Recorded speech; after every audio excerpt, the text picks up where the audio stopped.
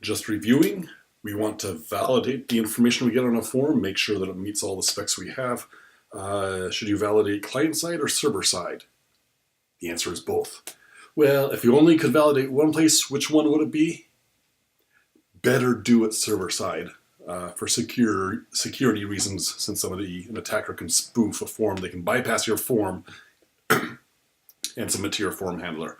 Okay, so let's start talking about server-side validation, and we'll leave client-side validation using JavaScript until next week or so. Great.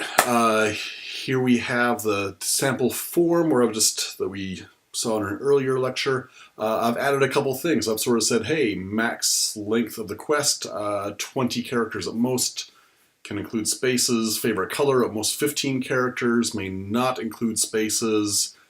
And we have a checkbox, and we have the extra information here. And that was max length of 1,000, may include spaces. Okay, so those are the extra validation requirements I've added. Right now, they're not enforced. I go and I type in stuff. Let's see, nope. And put a space there here. Tomato. Yes, okay. And right now it just goes and gets something. What do I want to have happen? I want to come up and say, even right before the form results, I want to have some errors listed saying there were errors on this form and list them.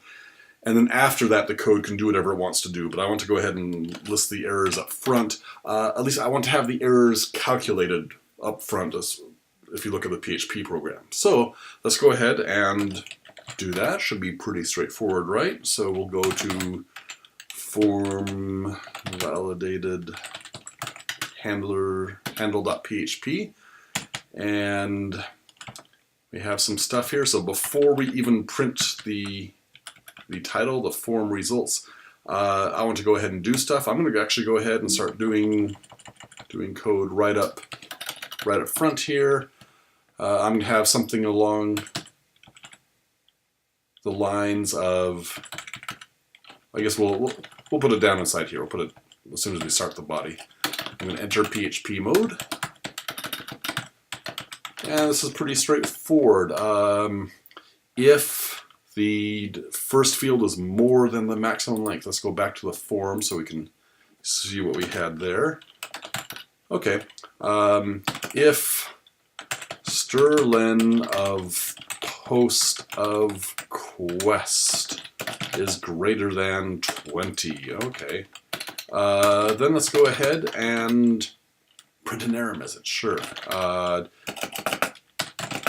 the way, we're going to stage this whole idea of the client or server-side validation in a series of better and better examples. As in what the code I'm writing right now is going to be pretty crappy. So, okay, echo quest cannot be more than 20 characters. Okay, and what else? May include spaces, so I'm not going to do anything else. Favorite color. Look up in the post array. I think the name of that was favorite color. I can go ahead and check that in a moment. And change that to be if it's bigger than 15. Oh, I had a question mark there. Better go edit that back here and in the part that I pasted. Okay, if strlen is more than 15, then I'll copy and paste this error message. And we also have a different error message as well. If favorite color contains spaces, how do we check for that? Oh, hey, regular expressions.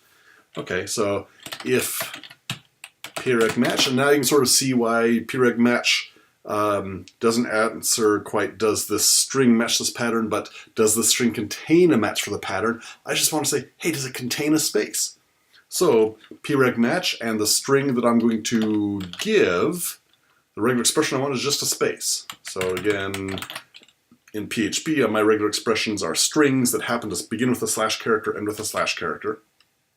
Okay, And then I guess I could just put a space here. If I want to say any white space, I could put \s. Although to get a backslash into a string in PHP, remember we have to, \s. Okay. And now we can look up underscore post of favorite color.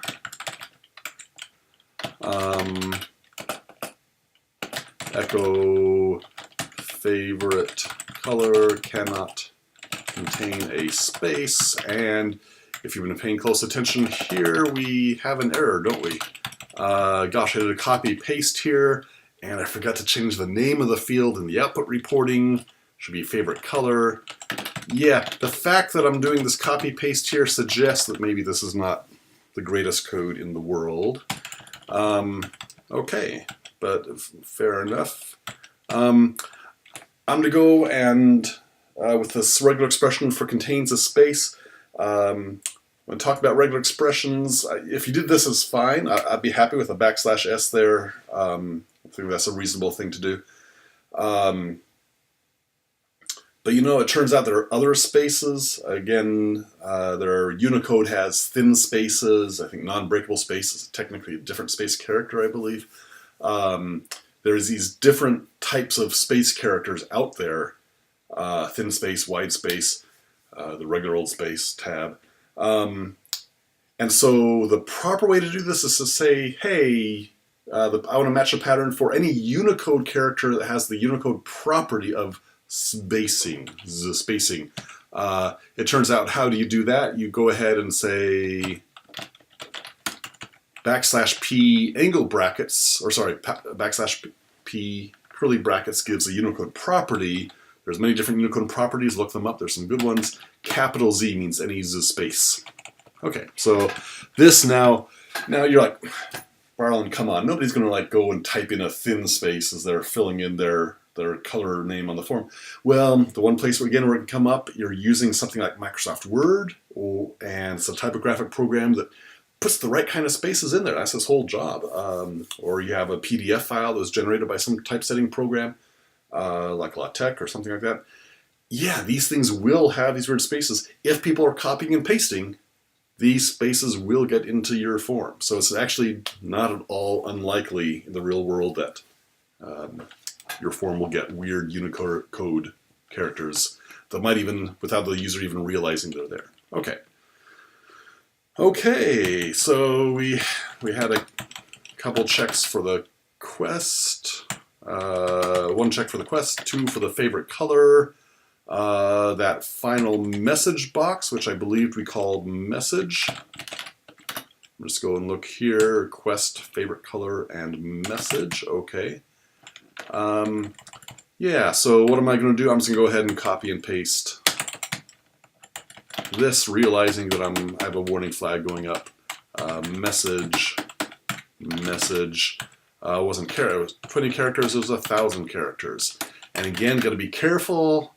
1,000 characters. Oh, in the error message, it'd be really frustrating if, I guess if I change it the other way, if I changed the message to be 1,000 characters,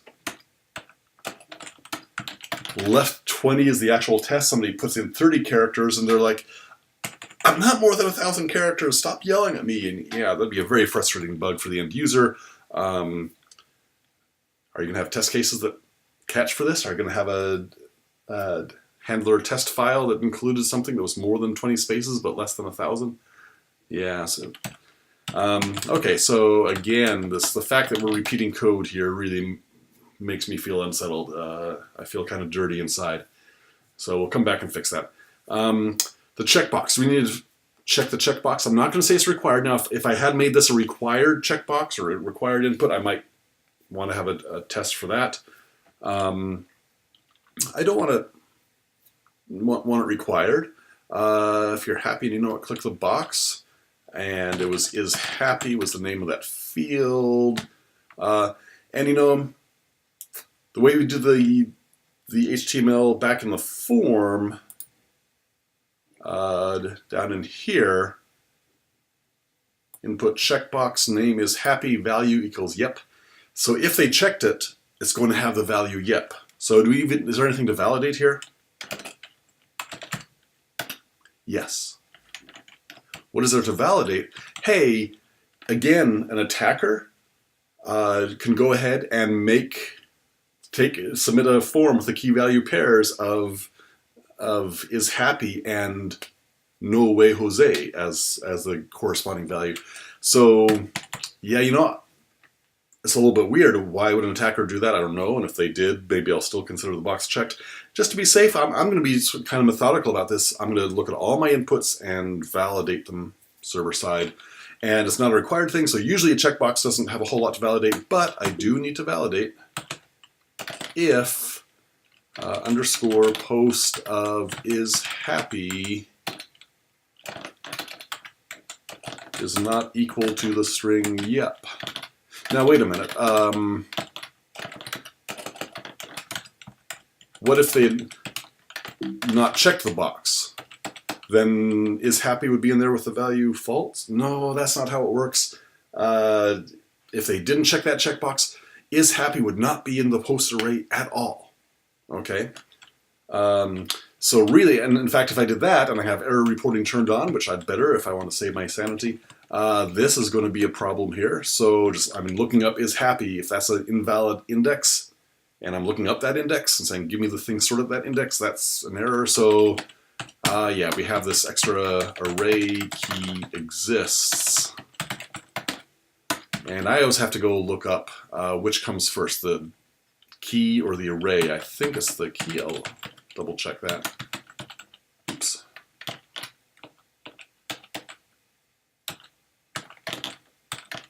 Okay, if array key exists and it's not equal to, if it wasn't there at all, that's not a validation error. That's only an error if the array key exists and it was not equal to yep.